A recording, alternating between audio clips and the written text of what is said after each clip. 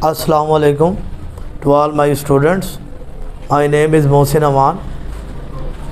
जैसा कि आप लोग जानते हैं कि हम चैप्टर नंबर 7 इलेक्ट्रोकेमिस्ट्री पढ़ रहे थे।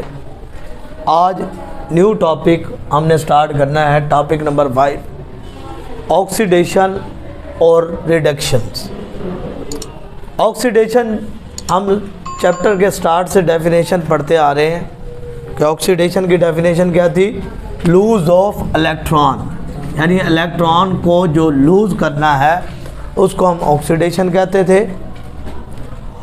और गेन ऑफ इलेक्ट्रॉन, जिसमें हम इलेक्ट्रॉन को हासिल करते हैं, उनको हम रिडक्शन कहते हैं। लेकिन आज एक और इक्वेशन को समझने के लिए हम एक और चीज़ को समझते हैं। जैसे कि मैंने बताया था ऑक्सीडेशन स्टेट में कि किसी भी मॉलिक्यूल के ऊपर जो चार्ज का आ जाना होता है उसको हम ऑक्सीडेशन स्टेट कहते हैं। जहाँ पर ऑक्सीडेशन होती है वहाँ पर ऑक्सीडेशन स्टेट में इजाफा होता है।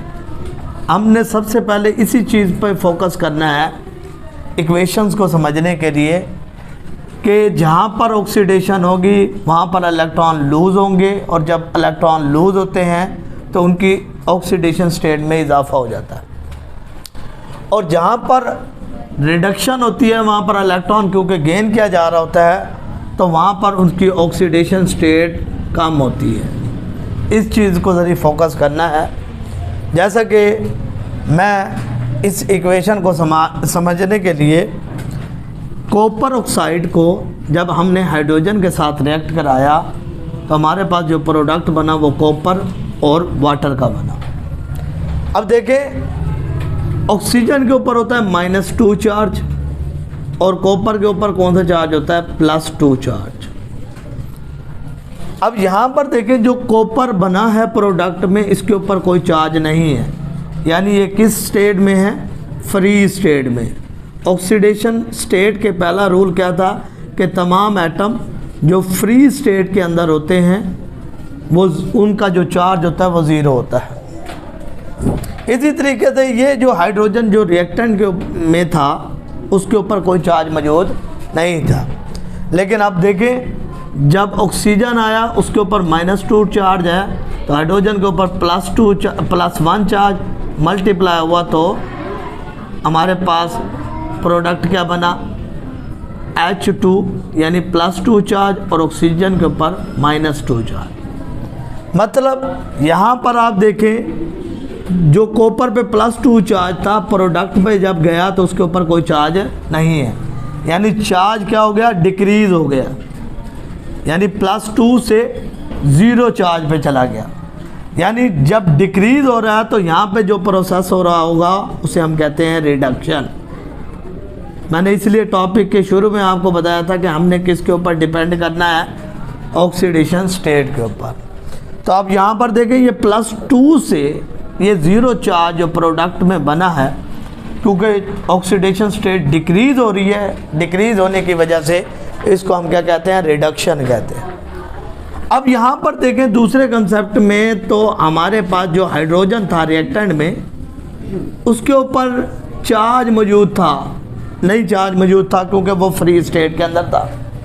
लेकिन प्रोडक्ट के अंदर देखें आप, इसके ऊपर +2 चार्ज आ चुका है। तो मतलब यहाँ पर वो 0 से +2 चार्ज में यानी इंक्रीज़ कर गया। जैसे कि हमने डेफिनेशन में पढ़ा था कि ऑक्सीडेशन स्टेट इंक्रीज़ होती है जब ऑक्सीडेशन होती है। तो मतलब यहाँ पर क्या हुआ कि यहाँ पर ऑक्सीडेशन हो रही है। अब इसको मज़ीद हम डिफ़ाइन करने के लिए मैंने एक और एग्जांपल आयोनिक इक्वेशन की हालत में लिखी ताकि स्टूडेंट को ईज़िली हम डिस्कस कर सकें। तो यहाँ पर देखें, कॉपर पे +2 चार्ज था और कॉपर ने 2 इलेक्ट्रॉन हासिल किए। हासिल करने के बाद कॉपर फ्री स्टेट के ऊपर चला गया, यानी कॉपर के ऊपर कोई चार्ज मौजूद नहीं है। चार्ज जो प्लस चार्ज था वो 0, यानी वो 2 इलेक्ट्रॉन गेन करने पर फ्री स्टेट में चला गया। इस प्रोसेस को हम रिडक्शन कहते हैं। और यहाँ पर देखें, ये जो 2 इलेक्ट्रॉन थे, हाइड्रोजन ने क्या किया? अपने इलेक्ट्रॉन को लूज़ किया, और 2 इलेक्ट्रॉन को लूज़ करने की वजह से ये इसकी जो हमारे पास चार्ज था वो ज़ीरो था, अब वहाँ से वो किस चार्ज में, +2 चार्ज में, यानी अब यहाँ पर ऑक्सीडेशन स्टेट क्या हो रही है, इंक्रीज़ हो रही है। तो यहाँ पे हम लिख देते हैं कि यहाँ पर इंक्रीज़ हो रही है ऑक्सीडेशन स्टेट, और ऊपर क्या हो रही थी, डिक्रीज़ हो रही थी। यहाँ पर क्या हो रहा था, यहाँ पर डिक्रीज़ हो रहा था ऑक्सीडेशन स्टेट।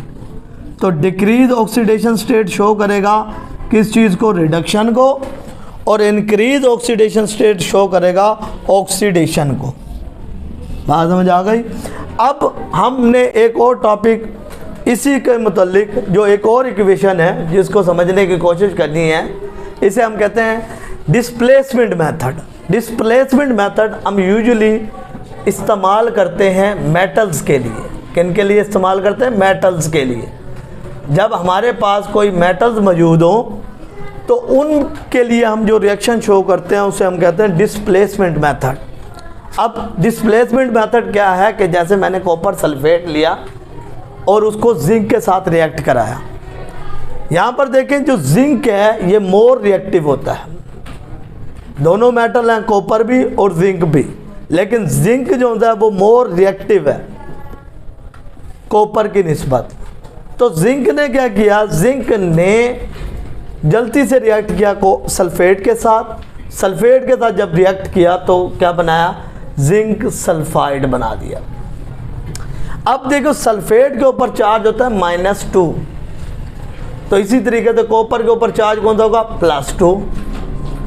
अब जिंक यहाँ पर फ्री स्टेट के अंदर है, लेकिन जब जिंक ने क्योंकि मोर रिएक्टिव होने की वजह से जल्दी से सल्फाइड के साथ रिएक्ट किया तो जिंक सल्फाइड बनाया। अब ऑलरेडी हमें पता है कि सल्फाइड के ऊपर तो -2 चार्ज है, तो जिंक के ऊपर कौन सा चार्ज आ जाएगा, +2 चार्ज आ जाएगा, और कॉपर जो हो जाएगा उसके ऊपर वो ज़ीरो स्टेट में आ जाएगा, क्योंकि ऑक्सीडेशन के रूल के मुताबिक ये फ्री स्टेट के अंदर है। अब यहाँ पर आप देखें कि जो कॉपर था उसने अपने इलेक्ट्रॉन क्या किए हैं, उसने लूज़ किए। अब देखो ये जो इसकी ऑक्सीडेशन स्टेट देखें, ये प्लस से ज़ीरो स्टेट की तरफ जा रहा है, तो ये क्या शो करेगा, ये हमारे पास रिडक्शन शो करेगा, क्योंकि इसमें ऑक्सीडेशन स्टेट क्या हो रही है, डिक्रीज़ हो रही है। और जिंक में देखें तो जिंक ज़ीरो से इसकी ऑक्सीडेशन स्टेट बढ़ रही है, इंक्रीज़ हो रही है, तो इंक्रीज़ होने की वजह से ये शो करेगा ऑक्सीडेशन। तो डिस्प्लेसमेंट मेथड में हमने ये पढ़ा कि जो मोर रिएक्टिव होते हैं मेटल्स, वो जो है वो क्या शो करते हैं, ऑक्सीडेशन शो करते हैं, और जो लेस रिएक्टिव होते हैं वो क्या शो करते हैं, वो रिडक्शन शो करते हैं। ओके स्टूडेंट, अल्लाह हाफिज़।